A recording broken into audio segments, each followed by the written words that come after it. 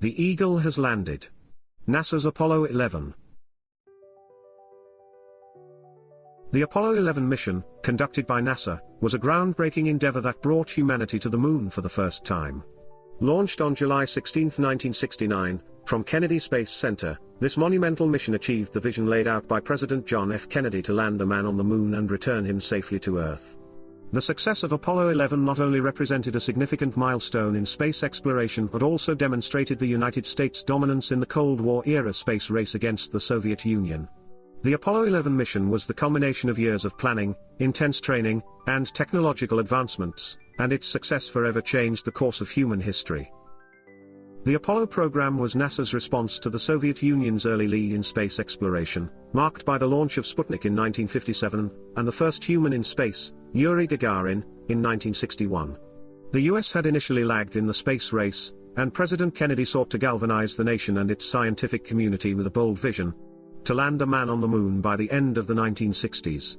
This goal became the foundation of the Apollo program, with Apollo 11 representing the mission that would make this vision a reality. Apollo 11 was not the first lunar mission in the Apollo series. It was preceded by several other missions, including Apollo 8, which orbited the moon in December 1968, proving the feasibility of lunar travel. However, Apollo 11 was the first mission designed to actually land on the moon and return to Earth. The mission's objectives were ambitious and required an extraordinary level of precision, both in terms of engineering and astronaut training. The Apollo 11 crew consisted of 3 astronauts: Neil Armstrong, Buzz Aldrin, and Michael Collins. Armstrong served as the mission commander, Aldrin as the lunar module pilot, and Collins as the command module pilot. While Armstrong and Aldrin would land on the moon in the lunar module, or LEM, known as Eagle, Collins would remain in lunar orbit aboard the command module, CM, Columbia. The crew underwent rigorous training for the mission. They practiced everything from lunar surface operations to spacewalks in specialized simulators. Armstrong, known for his calm demeanor and technical expertise, was chosen as the mission commander due to his ability to handle high-pressure situations. Aldrin, with a background in orbital mechanics, was instrumental in planning the mission's descent and landing phases. Collins, who had previously flown on the Gemini 10 mission, was responsible for navigating the command module during the lunar rendezvous. On July 16, 1969, at 9:32 a.m. EDT, the Saturn V rocket carrying Apollo 11 lifted off from Kennedy Space Center. It was the most powerful rocket ever built, standing 363 feet tall and capable of generating 7.6 million pounds of thrust. The launch was witnessed by an estimated 1 million spectators who gathered near the launch site, and millions more watched the event on television around the world. The journey to the moon took 3 days. During this time, the crew performed a series of mid-course corrections to ensure the spacecraft remained on the proper trajectory. The command module, Columbia, was docked to the lunar module, Eagle, which would eventually separate for the moon landing. The entire flight was closely monitored by NASA's Mission Control in Houston, Texas.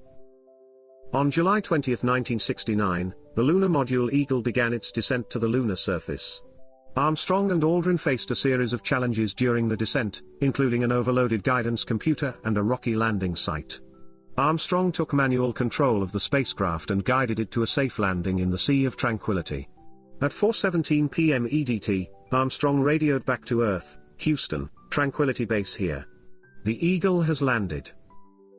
Several hours later, Armstrong and Aldrin prepared to exit the lunar module.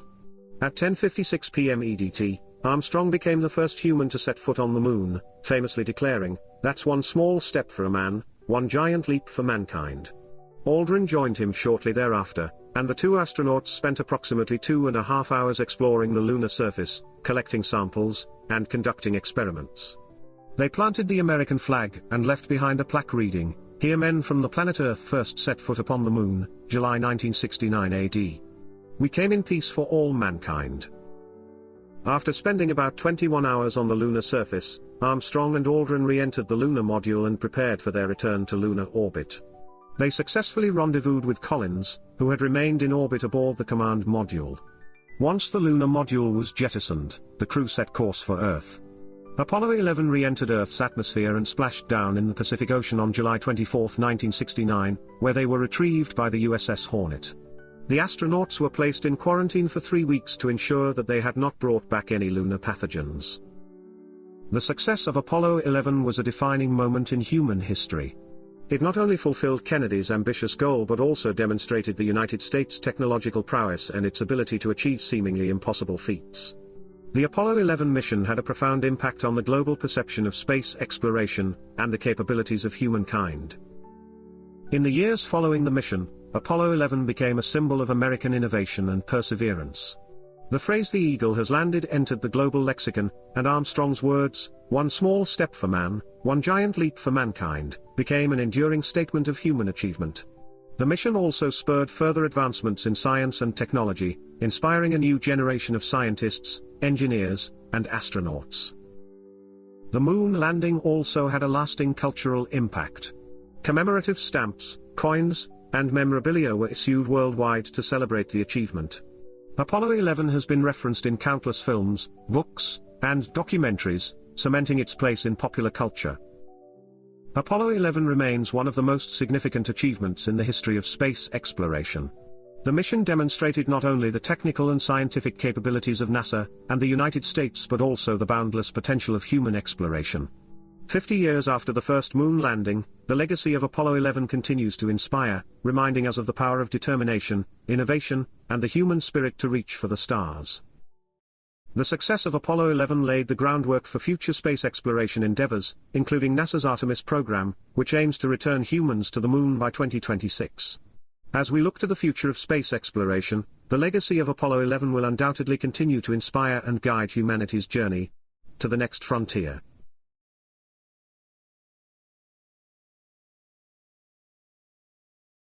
Resistance and reprisal. The Palestinian insurgency in South Lebanon. The Palestinian insurgency in South Lebanon from 1968 to 1982 represents a critical chapter in the wider Israeli-Palestinian conflict. Rooted in the displacement of Palestinians during the 1948 Arab-Israeli War and the subsequent creation of the State of Israel, the insurgency evolved into a multi-layered conflict, intertwining with Lebanese politics and sectarian divisions. The presence of the Palestine Liberation Organization, the PLO, in Lebanon became a focal point of tension, contributing to both internal strife in Lebanon and external clashes with Israel. The seeds of the Palestinian insurgency were sown with the mass displacement of Palestinians during the 1948 Arab-Israeli War. Hundreds of thousands of Palestinian refugees found themselves in neighboring countries, including Lebanon. By the late 1960s, over 300,000 displaced Palestinians were living in Lebanon, predominantly in the southern region. These refugees, deprived of citizenship and political rights in most host countries, became fertile ground for the recruitment efforts of the PLO and other Palestinian factions seeking to continue their struggle against Israel. The PLO, led by Yasser Arafat, relocated to Lebanon after being expelled from Jordan in the wake of Black September in 1970. This move significantly escalated the tensions in Lebanon, as the PLO began using South Lebanon as a base for launching cross-border raids into northern Israel. These attacks, coupled with Israel's retaliatory strikes, destabilized the already fragile sectarian balance in Lebanon. The influx of armed Palestinian factions and the PLO's establishment of a state within a state exacerbated the divisions within Lebanon's confessional political system. This increased the animosity between various Lebanese sectarian groups, eventually contributing to the outbreak of the Lebanese Civil War in 1975. The insurgency witnessed several critical escalations that involved both Lebanese factions and external powers like Israel and Syria. By the early 1970s, South Lebanon was commonly referred to as Fatah Land due to the significant presence of Arafat's Fatah movement. The insurgency grew in intensity as the PLO and other militant groups launched more frequent attacks on Israeli settlements. In response, Israel conducted several military operations targeting Palestinian bases in Lebanon. One of the most significant Israeli operations was the 1973 raid on PLO headquarters in Beirut, known as Operation Spring of Youth. In retaliation for the 1972 Munich massacre, Israel's elite special forces infiltrated Beirut and assassinated key PLO leaders. Despite these operations, the PLO remained entrenched in Lebanon, contributing to both the destabilization of the Lebanese state and the intensification of Israeli-Palestinian hostilities. The situation in Lebanon further deteriorated with the outbreak of the Lebanese Civil War in 1975. The PLO's involvement in the Civil War, aligning with various Muslim factions against the Maronite Christian forces, deepened the sectarian conflict in Lebanon. This alliance between the PLO and Lebanese Muslim factions became a central feature of the civil war, leading to further Israeli interventions. Israel's most extensive intervention came in 1982 with the invasion of Lebanon. The invasion was sparked by the attempted assassination of the Israeli ambassador to the UK, Shlomo Argov, by a splinter group of the PLO. On June 6, 1982, Israel launched a full-scale invasion of southern Lebanon, aiming to destroy the PLO's military infrastructure and end the threat of cross-border raids. The invasion culminated in the siege of Beirut, during which Israeli forces surrounded the city in an attempt to force the PLO out. After intense fighting and international pressure, Arafat and the PLO leadership were eventually evacuated to Tunisia in August 1982. The expulsion of the PLO from Lebanon marked the end of the Palestinian insurgency in South Lebanon, but it did not bring lasting peace to the region. While the PLO's relocation to Tunisia removed the immediate threat of cross-border attacks on Israel, the vacuum left by their departure allowed for the rise of new militant groups in Lebanon. Most notably, Hezbollah, a Shia Muslim militia backed by Iran and Syria, emerged as the dominant force in southern Lebanon in the 1980s. The Israeli invasion and occupation of southern Lebanon from 1982 to 2000 thus shifted the focus of conflict from the Palestinian-Israeli struggle to the Israeli-Hezbollah confrontation. In the broader context, the Palestinian insurgency in Lebanon had significant ramifications for the Israeli-Palestinian conflict and for Lebanon itself. The PLO's activities in Lebanon led to closer Israeli ties with Lebanese Christian militias, further complicating Lebanon's internal dynamics and prolonging the civil war. Moreover, the insurgency highlighted the complexities of the Palestinian struggle, as it became entangled with the politics of host countries and regional powers. The Palestinian insurgency in South Lebanon was a pivotal episode in the Israeli-Palestinian conflict, reflecting the broader struggles of the Palestinian people and their quest for self-determination. The insurgency not only shaped the course of the Lebanese civil war but also altered the trajectory of the conflict with Israel. While the PLO's expulsion from Lebanon in 1982 marked the end of one phase of the Palestinian struggle, the rise of Hezbollah in its wake ensured that southern Lebanon remained the flashpoint of conflict for decades to come. The legacy of the Palestinian insurgency in Lebanon is one of deep regional instability, as it contributed to the fragmentation of the Lebanese state, the entrenchment of sectarian divisions, and the continuation of violence between Israel and its northern neighbors. Understanding the causes, key events, and consequences of the insurgency offers crucial insights into the dynamics of Middle Eastern conflicts and the enduring challenges of achieving peace in the region.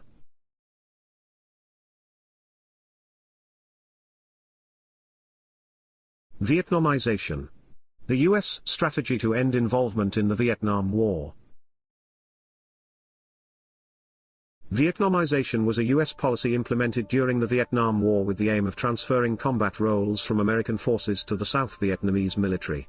The policy was introduced by President Richard Nixon in 1969 as part of his broader strategy to gradually reduce U.S. involvement in Vietnam while attempting to strengthen the South Vietnamese government and military. The term Vietnamization reflected the desire to make South Vietnam self-reliant in defending against the Communist North, allowing the United States to withdraw its troops. Despite its initial promise, Vietnamization faced significant challenges, and its ultimate effectiveness remains a topic of debate. By the late 1960s, the Vietnam War had become increasingly unpopular in the United States, with growing anti-war protests and widespread public discontent. The war, which had begun as an effort to contain the spread of communism in Southeast Asia, had escalated into a costly and protracted conflict.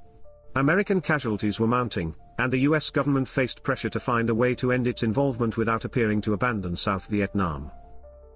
When Richard Nixon took office in January 1969, he inherited a war that many believed was unwinnable. Nixon, determined to end the U.S. military presence in Vietnam while avoiding a humiliating defeat, introduced Vietnamization as part of his peace with honor strategy. The idea was to equip, train, and expand the South Vietnamese Army, ARVN, so that it could take over combat duties, allowing American troops to be gradually withdrawn. Vietnamization was officially announced in a speech by Nixon in November 1969. The goal was twofold: to strengthen the ARVN's ability to conduct operations independently, and to reduce the number of U.S. troops in Vietnam. The U.S. military undertook efforts to modernize and professionalize the ARVN, providing it with advanced weaponry, training, and logistical support. American advisors worked closely with South Vietnamese commanders to improve their operational capabilities. At the same time, the U.S. began withdrawing its troops in phases. The first withdrawal took place in July 1969, with the reduction of 25,000 soldiers.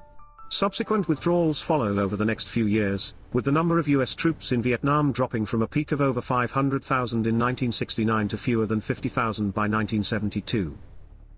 The success of Vietnamization, however, was contingent on the ability of the ARVN to take over combat operations from US forces. While the ARVN did improve in some areas, such as air mobility and artillery, it continued to struggle with issues of corruption, low morale, and inadequate leadership. These problems were exacerbated by the complex nature of the war, which involved not only conventional battles but also guerrilla warfare and the infiltration of North Vietnamese troops through neighboring Cambodia and Laos.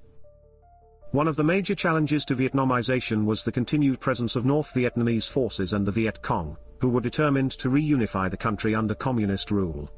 The ARVN, despite its increased capabilities, found it difficult to hold ground against the well-organized and highly motivated communist forces. The US continued to provide air support and logistical aid, but the burden of ground combat increasingly fell on the ARVN. A significant test of Vietnamization came during the 1972 Easter Offensive, a major North Vietnamese assault on South Vietnam. The ARVN, with the help of US air power, was able to repel the invasion, but the offensive exposed serious weaknesses in the South Vietnamese military. Despite the infusion of American weapons and training, the ARVN struggled to maintain cohesive defensive operations, and its reliance on US air support raised questions about its ability to stand on its own. The political situation in South Vietnam also posed challenges to the success of Vietnamization. President Nguyen Van Thio's government was seen as corrupt and ineffective, with little popular support among the South Vietnamese population. While the US sought to bolster Thio's regime as a bulwark against communism, his administration was plagued by internal divisions and a lack of legitimacy. This further weakened the ARVN's ability to effectively prosecute the war, as many South Vietnamese soldiers were demoralized by the lack of political cohesion and widespread corruption. As the US troop withdrawals accelerated, the Nixon administration pursued diplomatic efforts to end the conflict. The Paris Peace Accords, signed in January 1973, provided for a ceasefire between North and South Vietnam, the withdrawal of all remaining US troops, and the return of American prisoners of war. While the accords allowed the US to extricate itself from Vietnam, they did little to ensure a lasting peace. After the US withdrawal, the ARVN was left to defend South Vietnam with limited American support. Without US air power and logistics, the South Vietnamese military was severely disadvantaged. The North Vietnamese, sensing an opportunity, launched a final offensive in early 1975. The ARVN, despite years of American assistance, crumbled under the assault. The fall of Saigon in April 1975 marked the end of the Vietnam War and the reunification of Vietnam under communist control. Vietnamization remains a controversial policy in the history of the Vietnam War. While it allowed the United States to disengage from the conflict and reduce its casualties, it ultimately failed to achieve its broader goal of preserving a non-communist South Vietnam. Critics argue that the ARVN was never adequately prepared to defend the country on its own, and that Vietnamization was more about political expediency than a viable military strategy. For South Vietnam, Vietnamization was a bitter failure. Despite years of US aid and military support, the South Vietnamese government collapsed within 2 years of the American withdrawal. The fall of Saigon in 1975 marked the reunification of Vietnam under communist rule and left a lasting legacy of trauma for many South Vietnamese who had opposed the North Vietnamese government. For the United States, Vietnamization was a key part of the broader strategy to end its involvement in Vietnam without appearing to lose the war. However, the policy's limitations became evident in the final years of the conflict, as South Vietnam was unable to stand on its own without US military support. The war's divisive impact on American society, along with the political and military failures of Vietnamization, would influence US foreign policy for decades to come. In conclusion, Vietnamization was a policy born out of necessity as the United States sought to withdraw from an increasingly unpopular and costly war. While it achieved its immediate objective of reducing US troop levels in Vietnam, it failed to secure the long-term survival of South Vietnam. The collapse of the ARVN, and the fall of Saigon in 1975, underscored the limitations of Vietnamization and the challenges of conducting a war in a distant and complex political environment.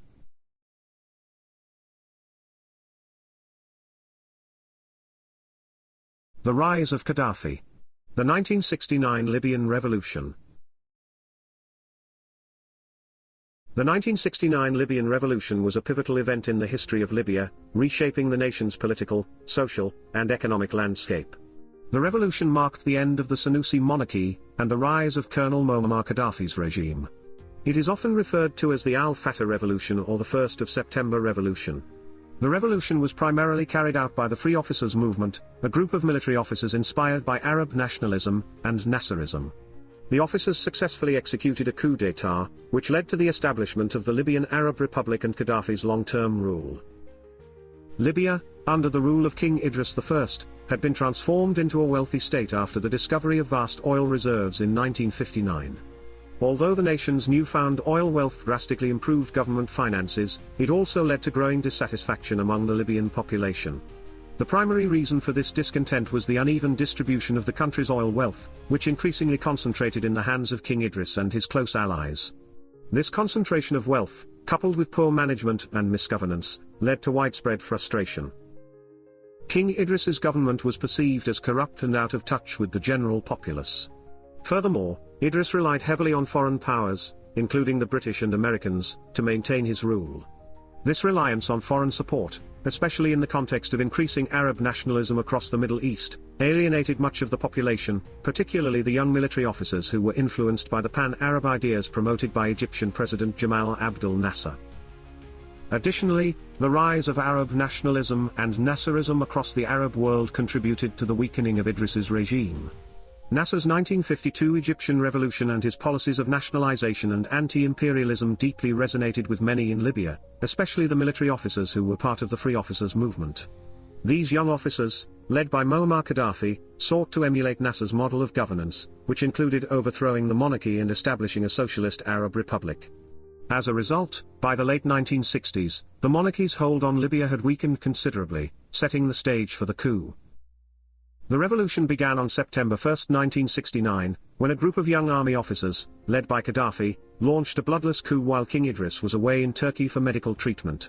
The coup was organized primarily from the city of Benghazi, and it quickly spread across the country. The coup was executed efficiently, and the rebels quickly took control of vital infrastructure, including military barracks, the radio station, and the seat of government. The revolutionary forces were able to garner support from the public, and the coup was largely bloodless. On the same day, Crown Prince Hassan as-Senussi, who was serving as the acting head of state in King Idris's absence, relinquished his claim to the throne, thereby avoiding a civil conflict. The Libyan monarchy was officially abolished, and the country was declared a republic by the newly established Revolutionary Command Council, the RCC.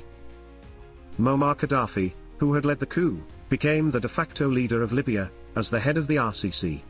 Although he held no formal title as head of state initially, his influence over the new government was undeniable. The RCC, with Gaddafi at its helm, immediately set about restructuring the Libyan government and society in line with their vision of Arab socialism and nationalism. In the immediate aftermath of the coup, one of the RCC's primary concerns was maintaining stability in the face of potential challenges from both within and outside the country. While the coup had been widely supported by the public, there remained the risk that King Idris or his supporters would attempt to reclaim power. However, King Idris, who had taken refuge in Egypt, quickly dissociated himself from any attempts to reclaim the throne, effectively removing any significant challenge to the new government. On September 7, 1969, the RCC appointed a cabinet to govern the newly declared Libyan Arab Republic. Mahmoud Suleiman al-Maribi, an American-educated technician who had been imprisoned under Idris's regime, was appointed as the first prime minister. The cabinet included 6 civilians and 2 military officers, marking an attempt by the RCC to balance civilian and military interests in the new government. The next day, Gaddafi was promoted to the rank of colonel and appointed commander-in-chief of the armed forces, further consolidating his control over the country. The RCC's initial actions focused on securing international recognition for the new government and establishing its legitimacy on the global stage. Diplomatic recognition came swiftly, with countries like the United States extending official recognition to the Libyan Arab Republic by September 6. The RCC also assured the international community that existing treaties and agreements would remain in effect, and that foreign lives and property in Libya would be protected. Gaddafi's rise to power was deeply influenced by the 1952 Egyptian revolution led by Jamal Abdel Nasser. The Egyptian revolution served as both a model and an inspiration for Gaddafi and the Free Officers Movement. Gaddafi admired Nasser's anti-imperialist stance, his advocacy for Arab unity, and his commitment to socialism. Much like Nasser had done in Egypt, Gaddafi sought to establish a socialist Arab republic that rejected foreign interference and promoted pan-Arabism. Gaddafi's regime initially aligned itself closely with Egypt, and Gaddafi developed a strong personal relationship with Nasser.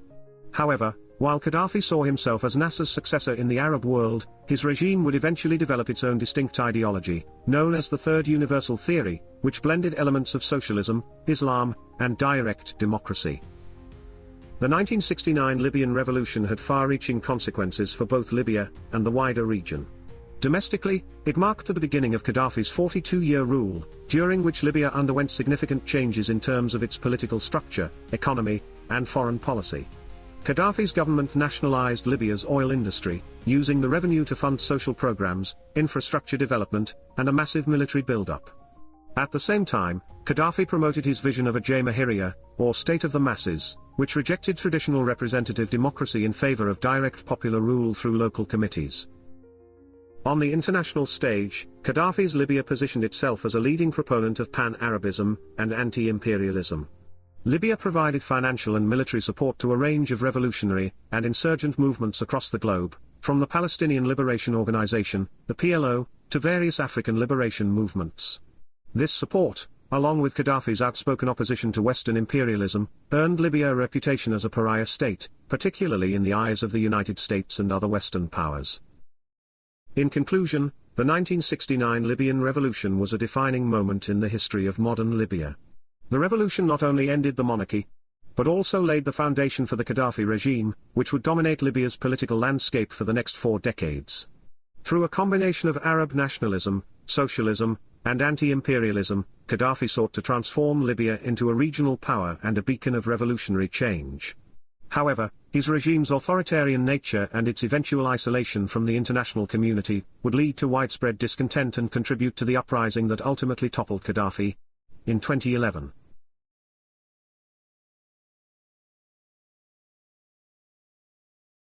From Republic to Regime. The 1969 Somali coup d'état. The 1969 Somali coup d'état was a transformative event that profoundly altered the political landscape of Somalia for over 2 decades. On October 21, 1969, the Somali National Army, under the leadership of Major General Siad Barre, staged a bloodless coup and deposed the civilian government following the assassination of President Abdirashid Ali Shermarke. This coup ushered in a new era of authoritarian rule in Somalia, marking the end of the country's brief experiment with democracy and initiating nearly 21 years of military control under Barre's regime. The coup was motivated by political instability, rampant corruption, and public disillusionment with the existing political order. Somalia, newly formed in 1960 through the unification of Italian Somaliland and British Somaliland, struggled to forge a cohesive national identity. Despite early optimism, the fledgling nation was marked by deep divisions along clan lines, and its political system was riddled with corruption and inefficiency. The first decade of independence saw the Somali Youth League, the SYL, dominate the political scene. Though initially seen as liberators, the SYL government quickly became synonymous with electoral fraud and authoritarian tendencies. The country's first leader, President Aden Abdullah Osman Dar, and his successor, President Abdirashid Ali Shermarke, presided over a deeply fractured and increasingly disillusioned nation. The situation worsened in March 1969 during parliamentary elections marred by allegations of fraud and violence, resulting in 25 deaths. Despite public discontent, the SYL remained in power, further eroding its legitimacy. By October 1969, political tensions had reached a boiling point, exacerbated by the assassination of President Shermarke by his bodyguard on October 15 in Las Anod. Following Shermarke's assassination, Sheikh Mukhtar Mohammed Hussein, the Speaker of Parliament, assumed the role of acting president. However, the country's political elite failed to address the growing unrest, creating a power vacuum. It was within this volatile context that Siad Barre, commander of the Somali National Army, seized the opportunity to overthrow the government. The coup took place in the early hours of October 21, 1969. Barre and his fellow officers of the Supreme Revolutionary Council, the SRC, executed the takeover with military precision, taking control of key government buildings in Mogadishu, including the parliament, radio stations, and police headquarters. The military detained major government officials, including former Prime Ministers Aden Arda, and Abdirazak Haji Hussein, as well as the incumbent Prime Minister, Mohammed Haji Ibrahim Eagle. Remarkably, the coup was bloodless, with no significant resistance from the police or government forces. Jama Ali Kushal, the head of the Somali police force, even cooperated with the SRC and was later appointed as its vice chairman. Barre, who had earned the respect of the military as a staunch nationalist and socialist, emerged as the undisputed leader of the SRC. On October 22, he addressed the nation, denouncing the corruption of the old regime and promising to root out its excesses. The SRC swiftly dissolved parliament, suspended the constitution, and established military rule. Barre justified these actions by portraying the coup as a necessary step to protect Somalia from disintegration and restore order. Over the next year, Barre's government would consolidate its power by disbanding all political parties, and imprisoning political dissidents, including Eagle, who was placed in solitary confinement.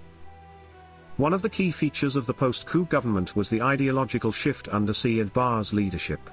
Barre, who was heavily influenced by Marxism-Leninism, declared Somalia a socialist state in 1970, aligning the country with the Soviet Union during the Cold War. His regime embraced scientific socialism, seeking to eradicate clan-based divisions and foster a unified Somali identity. Barre launched an ambitious program of Somalization to achieve his goals.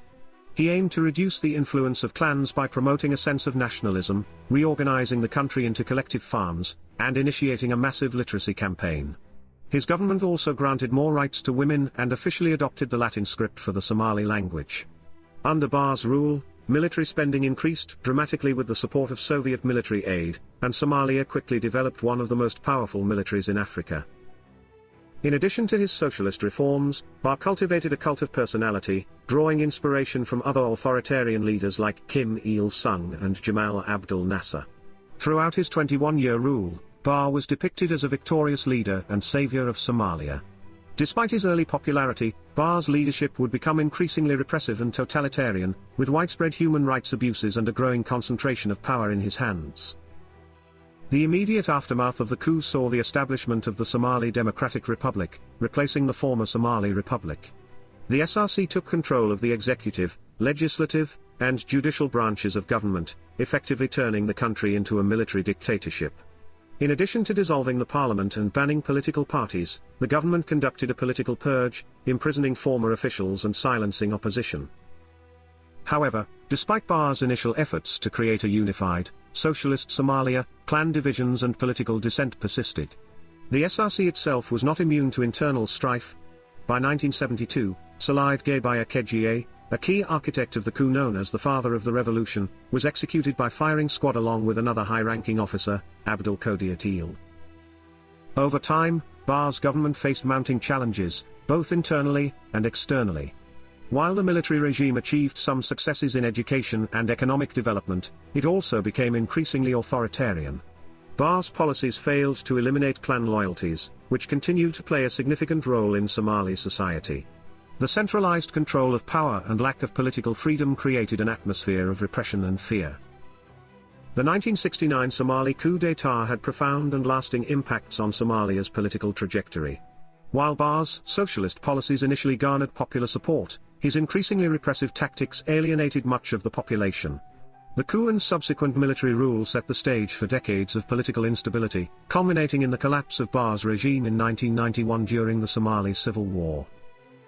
Barre's attempts to suppress clan loyalties and foster national unity ultimately failed, as Somalia fractured along clan lines after his ousting. The military junta's legacy was one of authoritarianism, corruption, and the suppression of political dissent, setting Somalia on a path of conflict and division that persists to this day.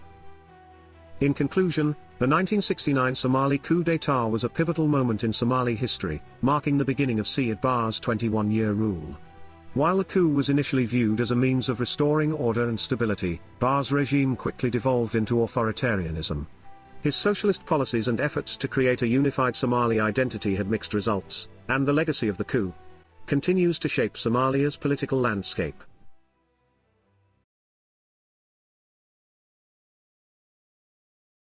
A mission of survival. Apollo 13. The Apollo 13 mission, launched on April 11, 1970, remains one of the most iconic and dramatic episodes in space exploration history. Originally intended as NASA's third crewed lunar landing, the mission instead became a harrowing fight for survival.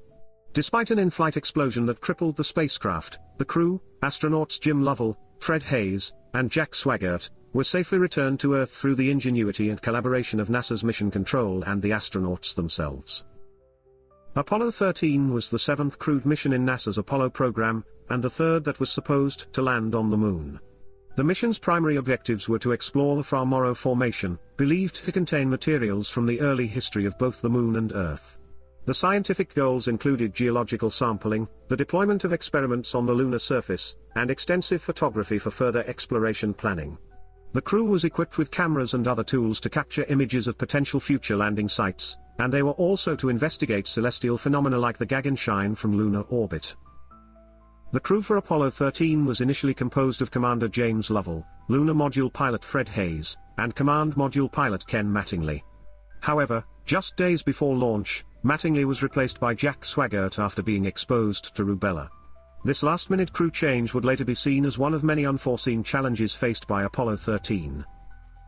Apollo 13 lifted off from Kennedy Space Center on April 11, 1970, at 1913 UTC.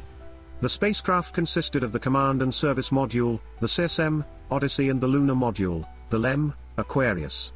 Shortly after launch, the crew completed a series of routine checks and maneuvers. The mission was proceeding smoothly, and the spacecraft was placed on a translunar trajectory towards the Moon. As part of their preparations for the lunar landing, the astronauts tested systems within the LEM Aquarius and performed television broadcasts for the public, showcasing their activities on board the spacecraft. By all accounts, Apollo 13 was on course to fulfill its mission, but as the spacecraft approached 56 hours into the mission, everything changed dramatically.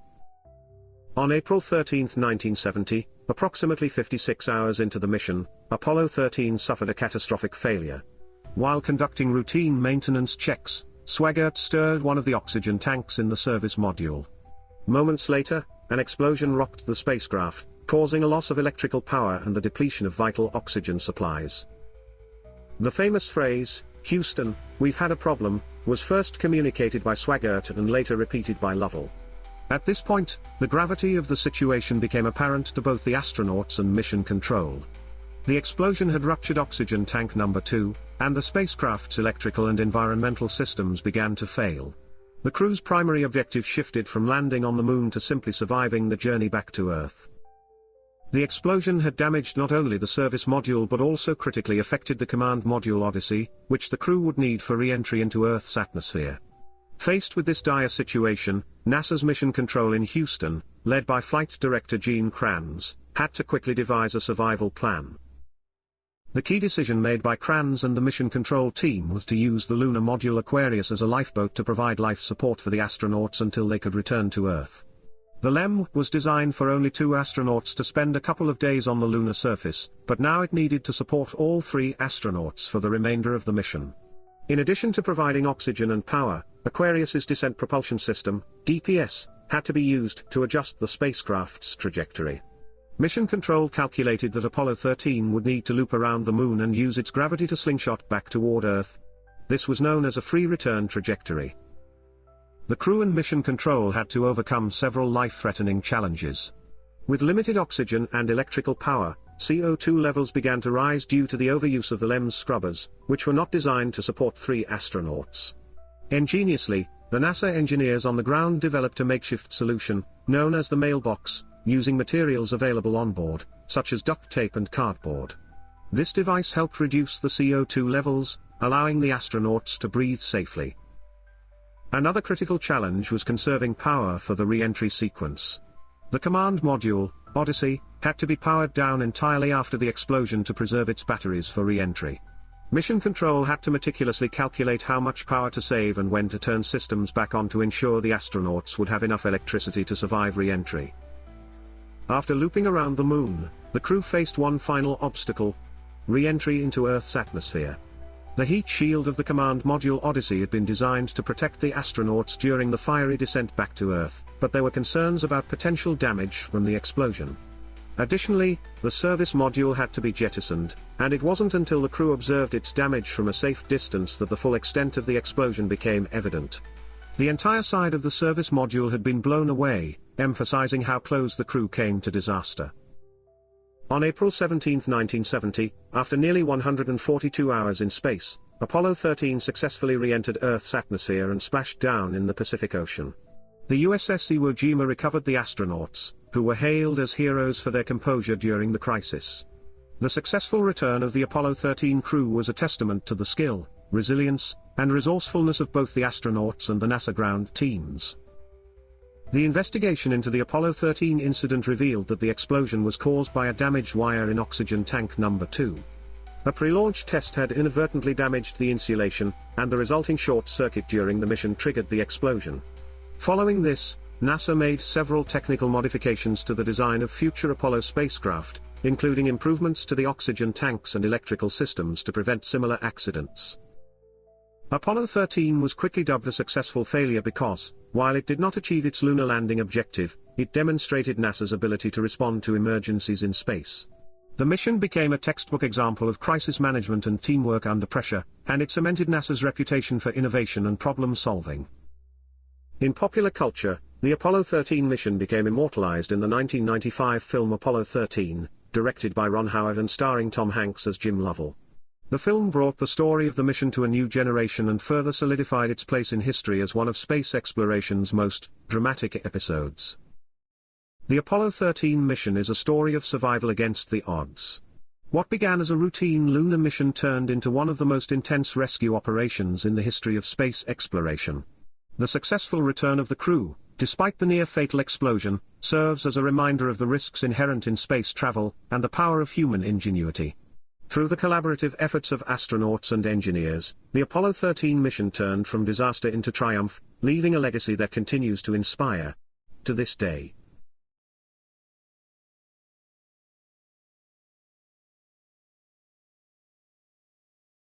In the next chapter, we will explore Venera 7, the first soft landing on another planet, as well as Black September in Jordan, the Khmer Republic in Cambodia, and the launch of the world's first space station, Salyut 1.